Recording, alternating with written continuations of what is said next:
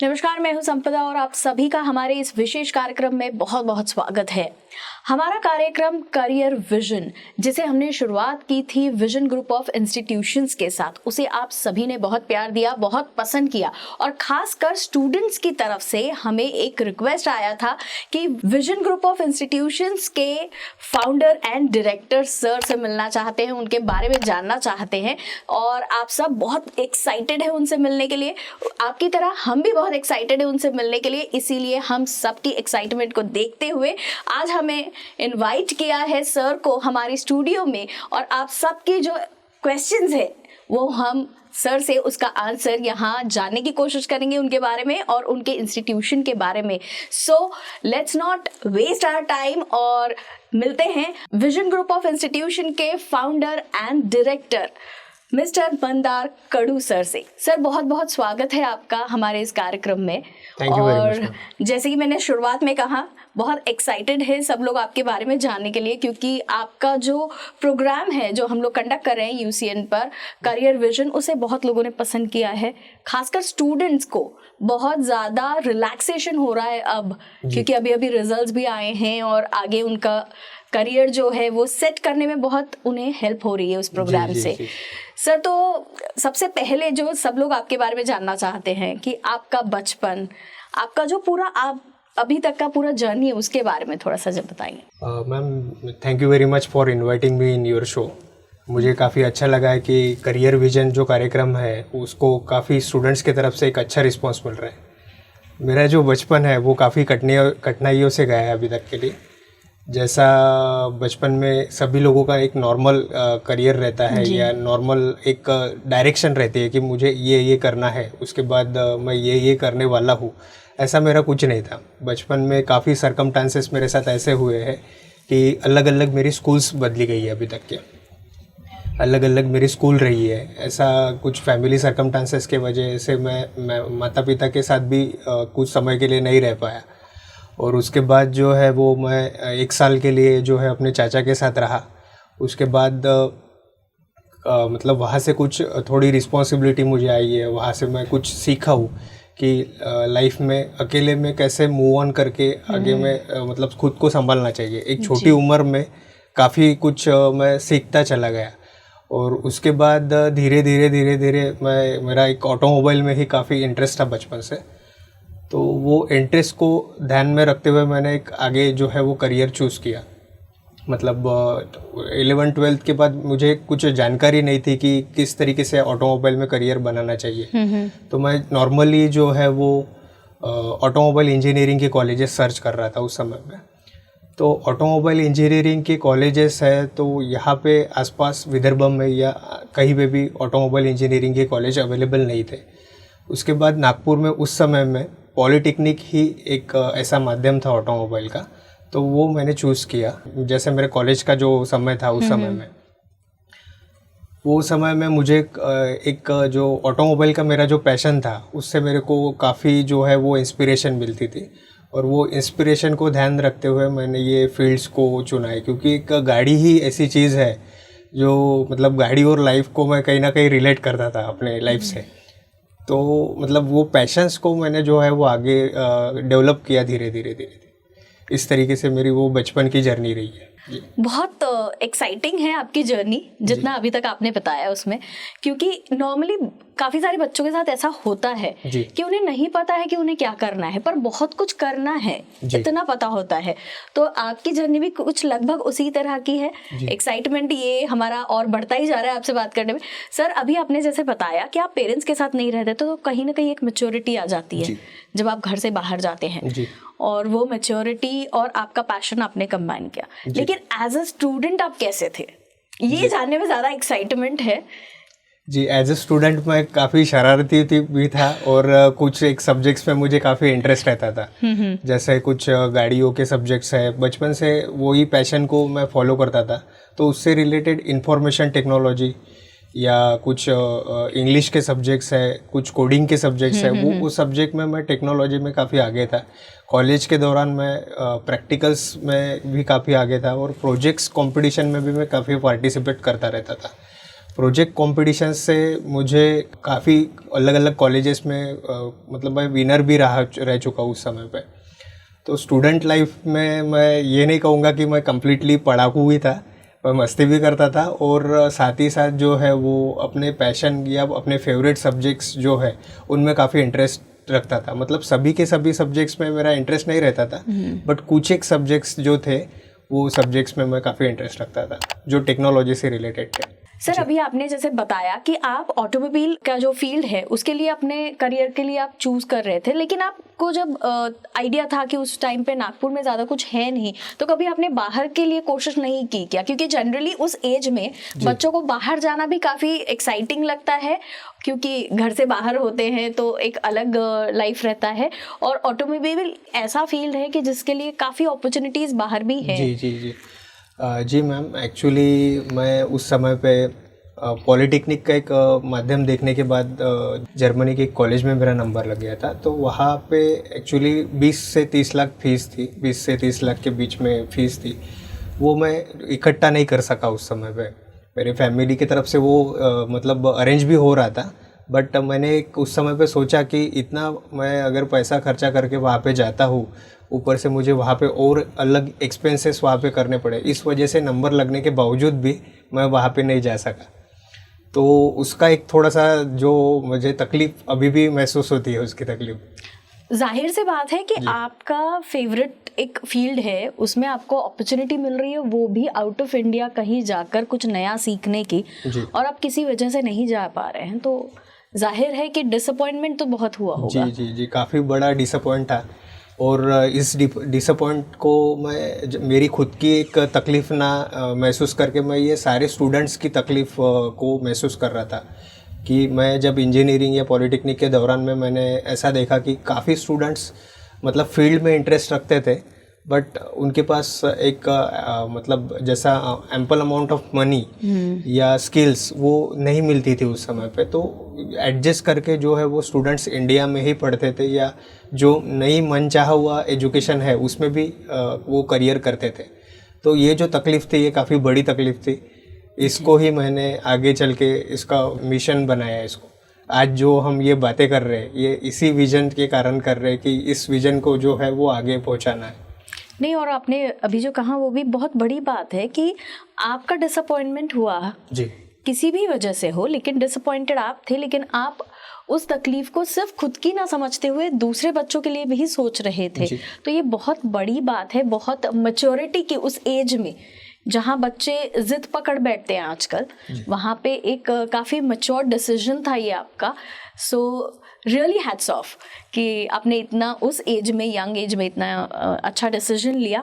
लेकिन मुझे आपसे ये जानना है कि डिसअपॉइंटेड तो आप थे, लेकिन उसके बावजूद आपने कभी कोई नेक्स्ट प्लान सच ऐसा कुछ अपने दिमाग में रखा था कि अगर मेरा इस फील्ड में नहीं होता या मैं अब यहाँ नहीं जा पा रहा हूँ तो मैं क्या कर सकता हूँ? और जी, एक्चुअली उस समय में मुझे काफ़ी डिसअपॉइंटमेंट हुई थी कि ये जो स्किल का जो पोर्शन है उसके लिए एक तो खूब बहुत सारा पैसा खर्चा करना पड़ता है, या तो अच्छे कॉलेज में नंबर ना लगने की वजह से वो फैसिलिटी यहाँ पे स्टूडेंट्स को नहीं मिलती।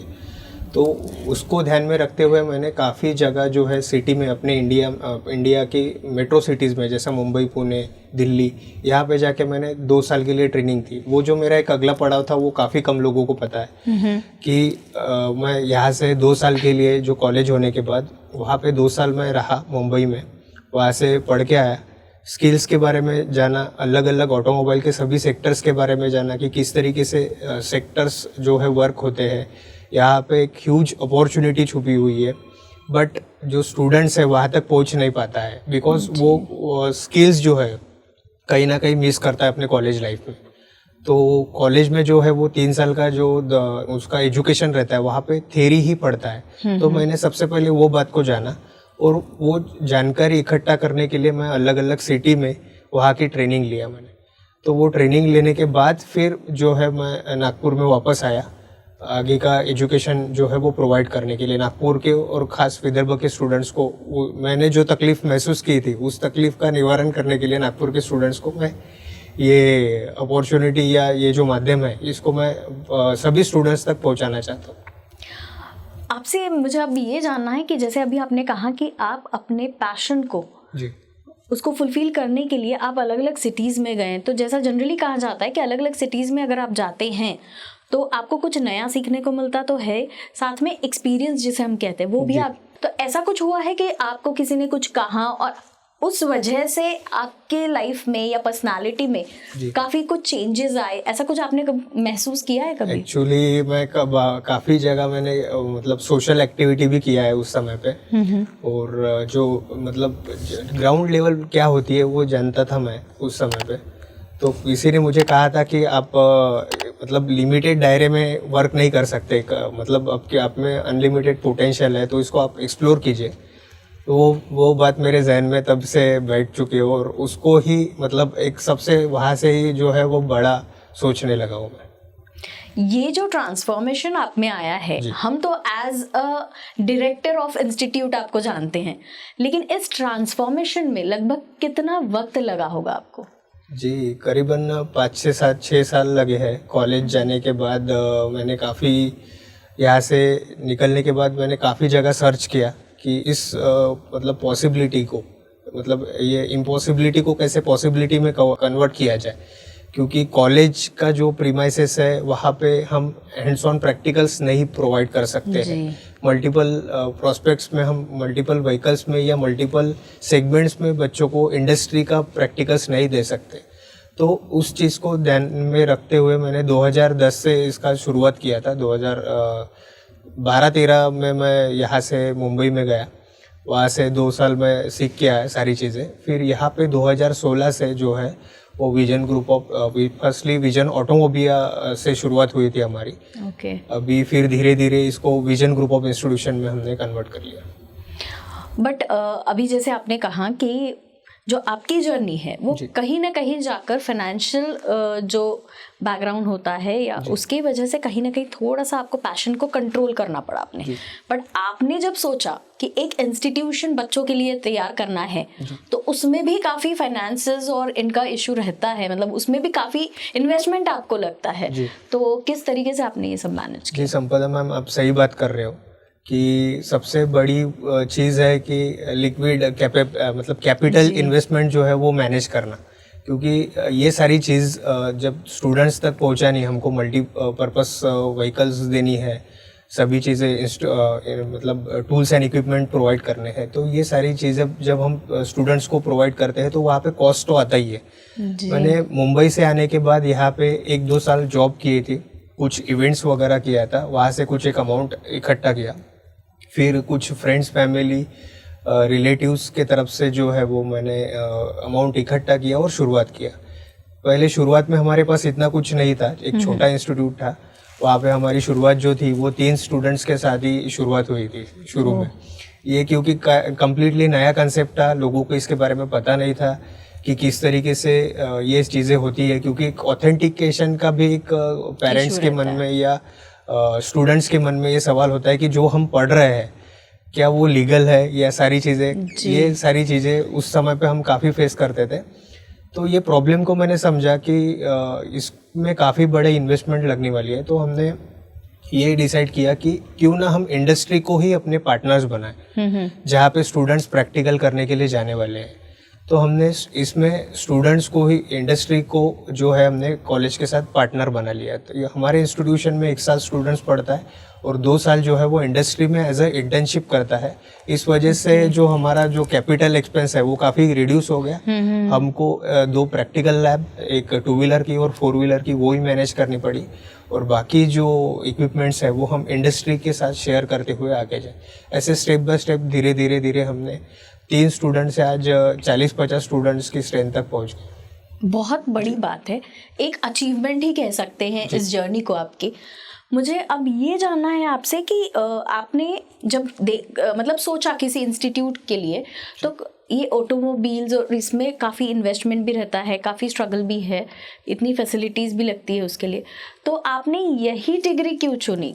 कोई और, क्योंकि बाकी बहुत सारे ऑप्शंस वैसे भी अवेलेबल थे या आप अवेलेबल करा सकते थे, तो आपने ये पर्टिकुलर डिग्री को ही क्यों चुना? जी, जैसा कि मैंने आपको बताया कि मेरे कॉलेज के दौरान में मैंने पॉलिटेक्निक या इंजीनियरिंग किया था, तो उस समय पे क्या होता था मैम कि हर साल मुझे 12 से 18 सब्जेक्ट पर ईयर पढ़ने पड़ते थे। मतलब पॉलिटेक्निक में सेमेस्टर वाइज जो पैटर्न रहता है उसमें 2 सेमेस्टर में 12 सब्जेक्ट्स होते हैं, तो 3 साल के पॉलिटेक्निक में 36 सब्जेक्ट हो जाते हैं और इंजीनियरिंग में 4 साल के करियर में 48 सब्जेक्ट हो जाते हैं।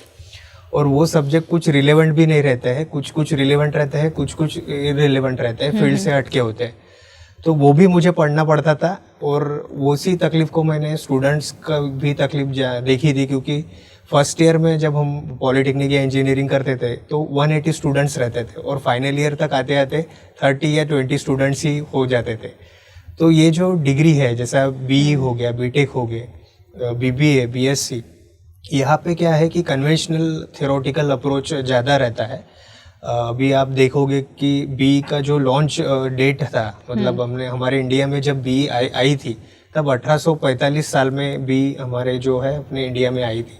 वह तब से करिकुलम जो बना हुआ है वो आज तक चेंज नहीं हुआ है। और बीवोक एक ऐसा हम उस समय पे देख रहे थे कि हमने शुरुआत में जो इनिशियली 1 ईयर जो निकाला था वो गवर्नमेंट सर्टिफिकेशन कोर्स हमने दिया था। फिर उसके बाद हमने देखा था कि 2013 से न्यू एजुकेशन पॉलिसी इंट्रोड्यूस हो रही है अपने इंडिया में, और उस पॉलिसी में बीवोक का भी उल्लेख किया था, जहाँ पे 70% प्रैक्टिकल और 30% थ्योरेटिकल एजुकेशन है। ये बैचलर ऑफ वोकेशनल एक ऐसी डिग्री है जहाँ पे multiple exit, multiple entry point है, मतलब स्टूडेंट्स हर ईयर में इसको एक सर्टिफिकेशन स्टूडेंट्स को मिल सकता है। और साथ ही साथ स्टूडेंट्स को यहाँ पे प्रैक्टिकल्स ज़्यादा मिलता है, मतलब 3 साल के डिग्री में वो कम्प्लीटली 70% प्रैक्टिकल पढ़ते हैं, जो बाकी अदर डिग्रीज में पॉसिबल नहीं होता है। इस वजह से हमने जो है वो बीवोक डिग्री को हमने स्टार्ट किया है। एंड इवन नागपुर में हमने फर्स्टली इसको स्टार्ट किया है, बैचलर ऑफ वोकेशनल डिग्री को। ग्रेट, ये नागपुर की ग्रोथ में एक बहुत बड़ा योगदान कह सकते हैं आपका, क्योंकि पहला इंस्टीट्यूट है जो ये प्रोवाइड कर रहा है और रिकग्नाइज डिग्री भी दे रहे हैं आप। सर, जब हम लोग किसी भी चीज़ की अपनी ज़िंदगी में शुरुआत करते हैं ना, तो एक सपना देखते हैं जी, कि ऐसा होना चाहिए, ये होना चाहिए, ये हर किसी के साथ होता है। तो आपने कभी कोई ऐसा बड़ा सपना आपने अगर देखा होगा तो हमारे साथ शेयर करेंगे, अच्छा लगेगा। एक्चुअली मैं वो तब बचपन से एक बड़ा सपना देख रहा था कि ये जो तकलीफ मतलब स्किल एजुकेशन ना मिलने की है, ये मेरी अकेले की तकलीफ नहीं है। काफ़ी स्टूडेंट्स मेरे एरिया के आसपास के, सिटी के, विदर्भ के, ये सबकी एक तकलीफ होती थी कि जो फील्ड में इंटरेस्ट है वो फील्ड में उनको नहीं पढ़ने को मिलता था, बाकी अदर फील्ड्स का जो है उसमें नॉलेज प्रोवाइड किया जाता था। तो ये इसको ही मैं बड़ा एक सपना मानता हूँ कि यहाँ पे मेरे को जो स्टूडेंट्स नागपुर के आसपास के, इंडिया के, मैं तो कहता हूँ कम्प्लीटली इंडिया के स्टूडेंट्स को मैं हैंड्स ऑन प्रैक्टिकल की स्किल प्रोवाइड कर सकूँ, ये एक मेरा बहुत बड़ा सपना है। और हमारे पूरे शुभकामनाएं आपके साथ है कि आपका ये जो सपना है ये जल्द से जल्द पूरा हो, क्योंकि सिर्फ नागपुर विदर्भ नहीं, तो जैसे आपने कहा इंडिया की बात है। जी जी जी। और मैक्सिमम स्टूडेंट्स इसी चीज को लैक कर जाते हैं जी, और फिर उन्हें स्ट्रगल करना पड़ता है। एक्चुअली मैम इंडस्ट्री जो है, इंडस्ट्री खुद ये डिमांड करती है कि हमको स्किल्ड वर्कर चाहिए। काफ़ी ऐसे कंट्री है जहाँ पे मतलब स्किल मैन पावर की कमी है। मतलब एक तरफ काफ़ी लोग जो प्लेन BSc BCom करके सरकारी नौकरी की तरफ भाग रहे हैं, और एक तरफ वहाँ पे उनका सिलेक्शन नहीं हो पाता है। मतलब 100 या 1000 की वैकेंसी होती है, उसको अप्लाई करने वाले लाखों लोग रहते हैं, और जबकि यहाँ पे वैकेंसीज काफ़ी है पर अप्लाई करने वाले लोग कम है। तो ये एक जो स्किल का माध्यम है, इसको मैं जो है वो सभी स्टूडेंट्स तक पहुँचाना चाहता हूँ। बहुत अच्छी सोच है, और सिर्फ अच्छी नहीं, मैं कहूँगी यूनिक सोच है। क्योंकि क्या होता है ना कि जनरली हमने देखा है कि इंस्टीट्यूशन हो या कोई भी चीज़, एक स्टार्टअप जब होता है तो इंसान अपने लिए सोचता है, बट आपने अभी तक अपनी जर्नी जो भी बताई है उसमें हमेशा आपने खुद के साथ दूसरों के लिए भी सोचा है। तो ये एक सीरियसली यूनिक जर्नी रही है आपकी अभी तक की, और मतलब आपकी सोच के साथ आप बहुत आगे बढ़ेंगे, ये इसमें कोई दो राय नहीं है। आपसे अब सबसे इम्पॉर्टेंट एक चीज़ जानना चाहती हूँ कि अभी तक आपकी जो जर्नी रही है काफ़ी स्ट्रगलिंग भी रही है, काफ़ी एक्साइटिंग भी रही है, लेकिन इन सारी चीज़ों में हार्डवर्क भी बहुत लगा है जी। आपको। तो इन सारी चीज़ों में अपने आप को मेंटली फिट रहना जी बहुत इम्पॉर्टेंट होता है, एक बेस ही होता है इतने बड़े सपने अगर आप देख रहे हैं तो आप कैसे अपने आप को मेंटली फिट रखते हैं, क्योंकि आपको स्टूडेंट्स को भी संभालना है, स्टाफ भी है, टीचर्स भी हैं सारे, जी। और नई नई पॉलिसीज आप इंट्रोड्यूस कर रहे हैं जी। तो आपको अपडेट भी रहना है। जी। इन सारी चीज़ों में आप अपने आप को मेंटली फिट कैसे रखते हैं? जी, मेंटली फिट रहने के लिए ऐसा है कि अगर किसी भी पर्सन का जो है वो पैशन उस फील्ड में हो, तो वो अगर उसकी जिद हो कि उसको आगे तक पहुंचाना है, हमारे साथ साथ अगर हम औरों का भी करियर जो है वो सुधारने का चाहते हैं, तो ऑब्वियसली है कि हम मेंटली उसमें फिट रह सकते हैं। कई मेरे लाइफ में अप्स एंड डाउन्स आए, कुछ ऐसे इंसिडेंट्स आए हैं जहाँ पे मेरा डिसबैलेंस भी हुआ है, बट वो उसको कवर करके हुए मैं आगे पहुँचा हूँ। मतलब ऐसे काफ़ी सर्कमस्टांसेस भी होते रहते हैं लाइफ में। मैं तो कहता हूँ सबके लाइफ में ऐसे सर्कमस्टांसेस आते रहते हैं जहाँ पे लोग ब्रेक डाउन हो जाते हैं, बट वहाँ पे ब्रेक डाउन ना होके मतलब कंप्लीट फिर से स्टार्ट करना चाहिए और एक एम को डिसाइड करके आगे बढ़ना चाहिए। इसी तरीके से आगे बढ़ा जा सकता है। तो इस तरीके से बैलेंस जो है वो मेंटेन रहता है। अगर हम खुद के बारे में ना सोच के और औरों के बारे में सोचे तो आपको भगवान एनर्जी देता है उसमें। बहुत मोटिवेशनल है आपका ये थॉट। मतलब आप तो अपनी लाइफ में अप्लाई कर रहे हैं और तभी आप आज इस मुकाम पर पहुंचे हैं, लेकिन ये वैसे भी बहुत मोटिवेशनल है जो लोग ये प्रोग्राम देख रहे हैं उनके लिए, किसी भी एज ग्रुप के हो, लेकिन बहुत अच्छा थॉट था ये, और आपकी जर्नी तो लाजवाब है ही। अब आपसे एक चीज़ कि हमने सुना है कि अब आपके इंस्टीट्यूशन में ऑटोमोबाइल के साथ साथ और भी नए कोर्सेज आ रहे हैं, तो क्या उनके बारे में आप ब्रीफ करेंगे थोड़ा? जी, जैसा मैंने आपको बताया था कि हमने ऑटोमोबाइल की जैसे शुरुआत किया था, तो उस समय पे हमको काफ़ी कम रिस्पांस था, पर धीरे धीरे जैसे इसको हमने बीवोक से इंट्रोड्यूस किया, बैचलर ऑफ वोकेशनल एक यूजीसी रिकॉग्नाइज डिग्री होने से क्या होता है कि लोगों को ट्रस्ट बैठने लगा कि जैसा इक्विवेलेंस एनी अदर डिग्रीज में आ रहा है कि जैसा बीटेक ये वेल नोन डिग्रीज है, उसी तरीके से बीवोक एक ऐसी डिग्री आ रही है जो यूजीसी रिकॉग्नाइज है, यूजीसी मान्यता प्राप्त है, जो गवर्नमेंट जॉब, प्राइवेट जॉब और बिजनेस के लिए काफ़ी हेल्पफुल है। तो ऑथेंटिकेशन आने की वजह से जो है हमको रिस्पॉन्स काफ़ी आ रहा है स्टूडेंट्स की तरफ से। तो हमने इसको ऑटोमोबाइल से जो स्टार्ट किया था, धीरे हमने ये सोचा कि जैसा अभी पैंडेमिक चल रहा था तो काफ़ी हेल्थ वर्कर की कमी महसूस हो रही थी, तो उसी को हमने ध्यान में रखते हुए हमने health care, BVoc in health care भी इंट्रोड्यूस किया। हमारा जो विदर्भ है या हमारा इंडिया है वो कृषि प्रधान देश है, तो एग्रीकल्चर भी हमने इसमें एक ला लिया कि बीवोक इन एग्रीकल्चर, ये कोर्स हमने इंट्रोड्यूस कर लिया इस साल से। फूड प्रोसेसिंग, एक बीवोक इन फूड प्रोसेसिंग कोर्स है हमारे पास, वो भी हमने इस साल ही इंट्रोड्यूस किया है। और एक टूरिज़्म एंड हॉस्पिटैलिटी, ये course BVoc in tourism and hospitality, ये कोर्स हमने इस साल से इंट्रोड्यूस किया। ये जो पांचों फील्ड्स है, ये कभी पैंडेमिक हो या कभी भी कुछ भी सीजन रहे, ये चलने वाली है जी। और जिसके पास ये स्किल्स है इनमें, ये तो वो कहीं पे भी जा सकता है, क्योंकि आप में अगर हुनर है तो आपकी कहीं पे भी कदर हो जाएगी। जी, बहुत बड़ी बात है कि आप में अगर हुनर है तो कदर आपकी कहीं पे भी हो जाए, कहीं पे भी नहीं, मैं कहूँगी हर जगह आपकी कदर होगी अगर आप में हुनर है तो। और ये जो कोर्सेज आपने बताए हैं ये बहुत ही यूनिक और बहुत अट्रैक्टिंग भी है, क्योंकि काफ़ी सारे लोग हैं जिनको फूड एंड इसमें भी इंटरेस्ट होता है, होटल मैनेजमेंट टाइप के जो कोर्सेज है, लेकिन वहाँ नहीं जा पा रहे हैं या कुछ है किसी वजह से। तो ये भी है, टूरिज्म है, आपने जैसे कहा कि ये सारी फील्ड्स है जिनका कहीं एंड नहीं है। जी। तो ये बहुत अच्छे हैं। आपसे सर एक रिक्वेस्ट है कि हमारा जो प्रोग्राम हम आपके साथ मिलकर कर रहे हैं करियर विजन, उसमें आप आने वाले एपिसोड्स में इन कोर्सेज के बारे में थोड़ा अगर डिटेल में बता सके तो जो स्टूडेंट्स एडमिशन करने वाले हैं अभी, तो उनके लिए भी काफ़ी सुविधा हो जाएगी। जी, डेफिनेटली ये जो स्किल का एक माध्यम है, ये हम सभी स्टूडेंट्स तक पहुंचाना चाहते हैं। इसी वजह से यूसीएन के साथ हमने जो करियर विजन की शुरुआत की है उसमें काफ़ी अच्छा रिस्पांस आ रहा है। काफ़ी पेरेंट्स के मुझे फ़ोन आए हैं पर्सनल लेवल पे भी, यहाँ पे भी। तो इंटरेस्ट बेस्ड करियर सिलेक्ट करने की वजह से काफ़ी स्टूडेंट्स को एक हेल्पफुल रास्ता मिल रहा है उनको करियर में आगे जाने के लिए। तो हमारे जो किरण सर है, जो विजन करियर विजन प्रोग्राम में एक जैसा करियर आफ्टर 12th के बारे में जानकारी दे रही, वही सर इसमें जो है वो आपको पांचों फील्ड के बारे में जानकारी आने वाले एपिसोड्स में देंगे, क्योंकि उनको 35 एक्सपीरियंस का जो है वो 35 ईयर्स का एक्सपीरियंस है एजुकेशन सेक्टर में।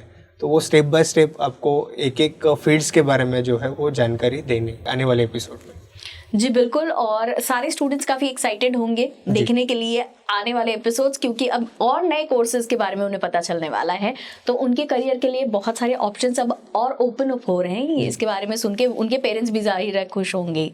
सर आप यहाँ आए और इतनी अच्छी जानकारी आपने दी, इतनी मोटिवेशनल जर्नी आपने अपनी जो यहाँ एक्सप्रेस की है सबके सामने, तो थैंक यू सो मच कि आप यहाँ आए। और इतना मतलब मैं क्या कहूँ कि एक्साइटमेंट था सबको आपसे मिलने का, तो आई होप कि आज वो एक्साइटमेंट थोड़ा फुलफिल हो गया होगा। थैंक यू वेरी मच संपदा मैम। Thank you sir.